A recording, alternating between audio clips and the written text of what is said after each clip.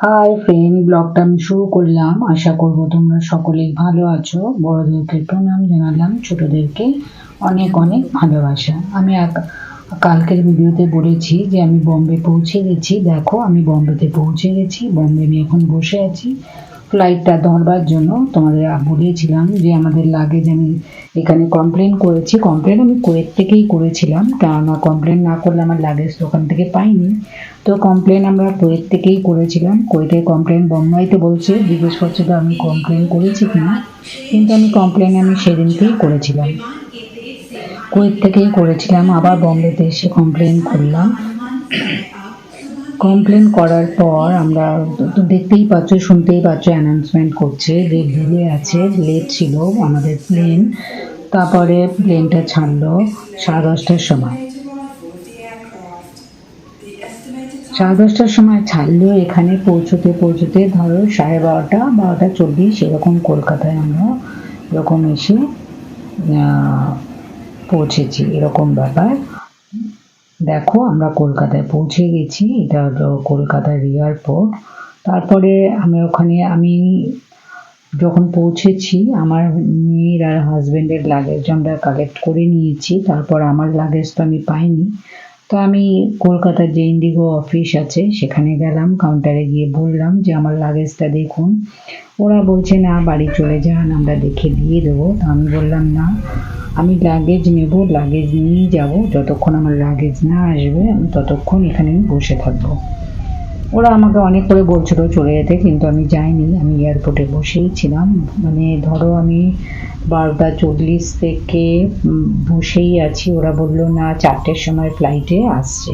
ঠিক আছে, আমি 4টের সময় ফ্লাইটে আসছে, তো আমি 4টে অবধি বসে আছি, কোনো অসুবিধা নেই। আমি ফ্লাইটে যখন আসবে আমি মাল নেব, তারপরেই আমি যাব। আমি ওখানে বসে রইলাম। তারপরে যাই হোক, অনেক এখানে এই অফিস ওই অফিস করছি যে যাতে আমার লাগেজটা চলে আসে।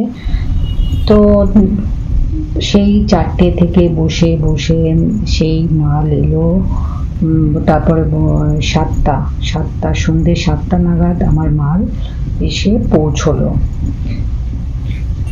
তখনও বম্বে থেকে ওই ফ্লাইট লেট করেছে, তাই জন্য 7টার সময় এসে পৌঁছলো। যাই হোক, অনেকক্ষণ বাদে আমার লাগেজটা এলো। তো আমি তখনও তো ভাবছি কি জানি লাগেজটা আসবে কি আসবে না, কিন্তু লাগেজটা যে অবস্থায় এলো পুরো ভেঙে দিয়েছে। আমার সামনে যে হ্যান্ডেলটা আছে সেটা ভেঙে দিয়েছে, আমার হাজব্যান্ডের তো পুরো ভেঙেই দিয়েছে, আর আমার সামনের যে হাতলটা সেটাও ভেঙে দিয়েছে।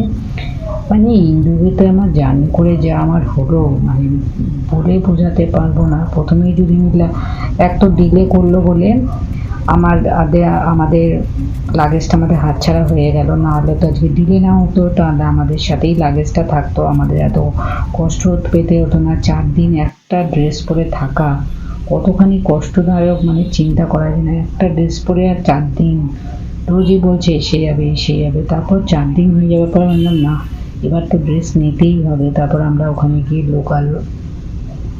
ওখানে তো আর দোকান চিনি না, ওরা আমাদের একটা দোকানে নিয়ে গেল। সেখানে নিয়ে যাওয়ার পর ওখান থেকে গিয়ে আমরা সবার জন্য 2টো করে ড্রেস কিনলাম। যতই ডলারে কেনা, মানে বিশাল দাম জিনিসের। কোয়ালিটি অবশ্যই ভালো, কিন্তু ভীষণ দাম, চিন্তা করা যায় না এত দাম। যাই হোক, এই করে আমরা মানে ফ্লাইট বাড়ি চলে এসেছি। মানে বাড়িতে আমি যখন ঢুকেছি তখন 7টার সময় লাগেজ পেয়েছি। তারপর আরও ফর্মালিটিস করে, তারপরে ট্যাক্সি করে করতে করতে বাড়িতে যখন এসে পৌঁছেছি তখন বাজে 9টা, রাত 9টা বেজে গেছে। আমাকে বাড়ি আসতে আসতে মানে ভীষণভাবে টায়ার্ড হয়ে গেছি। ওখানে ওয়েট করে গেছি, ওরা বলছিল পাঠিয়ে দেন, না আর পাঠাতে হবে না, আমি ওয়েট করবো, নাহলে তো আবার হাতছাড়া হয়ে যাবে। তারপর বললাম, ওরা আমাদের বলছে ভেঙে গেছে, বলছে একটা ভাউচার দিয়ে দিচ্ছি, ভাউচারটা নিয়ে যান আপনি নেক্সট ফ্লাইটে ধরবার জন্য। এই নিয়ে এই অবস্থা। আবার নেক্সট ফ্লাইট 500 টাকার একটা ভাউচার দিয়েছিল। আমি বললাম দরকার নেই, আমার নেক্সট ফ্লাইটের জন্য ভাউচার কোনো কিছু দরকার নেই। তো ওরা আর কিছু দেয়নি। আমি ওরা বলেছিলাম যে আমাদের ক্যাশ টাকা দিয়ে দিতে, কিন্তু ওরা কিছু দেয়নি।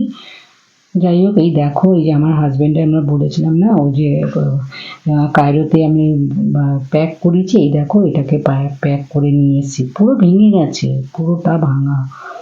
এরকম করে প্লাস্টিক দিয়ে পুরো র্যাপ করেছি। আমাদের ইন্ডিয়ান মানিতে এটা 500-550 টাকা হবে। ইজিপশিয়ান মানি আমি দিয়েছি 150 ইজিপশিয়ান মানি। তো এটা দেখো পুরোটা র্যাপ করে নিয়ে ওখান থেকে এসছি।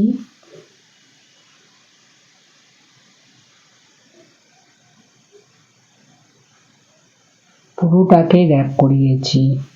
দেখেছো কিভাবে ভেঙে দিয়েছে? এই দেখো পুরোটা, দেখতে পাচ্ছ পেছনটা কিরম ভেঙে গেছে? জাস্ট দেখো কিভাবে ভেঙে দিয়েছে পুরো সুটকেসটাকে।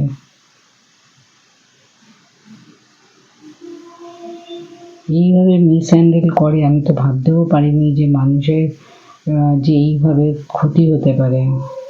দেখো কিভাবে ভেঙে দিয়েছে পুরোটা। একদিন আগে, মানে যা আসবার একদিন আগে আমার আমার হাজব্যান্ডের আর মেয়ের সুটকেসটা এসছে। মেয়ের সুটকেসটা কিছু হয়নি, কিন্তু আমার হাজব্যান্ডের সুটকেসটা ভেঙে দিয়েছে, এই যে পুরোটা ভাঙা। আর আমার সুটকেসটাও তোমাদের দেখাচ্ছি কি অবস্থাটা করেছে।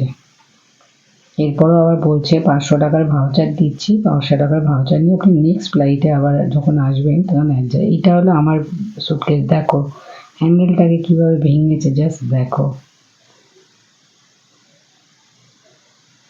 দেখেছো কিভাবে ভেঙে দিয়েছে? এই আমাদের অবস্থা করেছে, মানে জার্নিটাকে পুরো ম্যাসাকার করে দিয়েছে। যে উইদাউট ড্রেস মানুষ এইভাবে থাকতে পারে?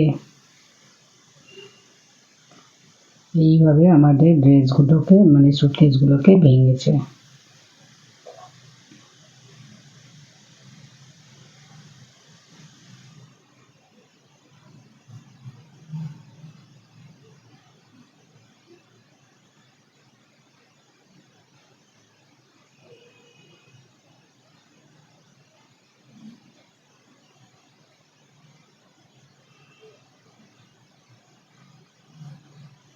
এইভাবে পুরো সুটকেস দুটোকে পুরো ভেঙে দিয়েছে। ওদেরকে বলেছি, ওরা ওরা আমার বলছে 500 টাকার ভাউচার। আবার নেক্সট যাতে যাই তার জন্য চিন্তা করো, এই অবস্থার পর।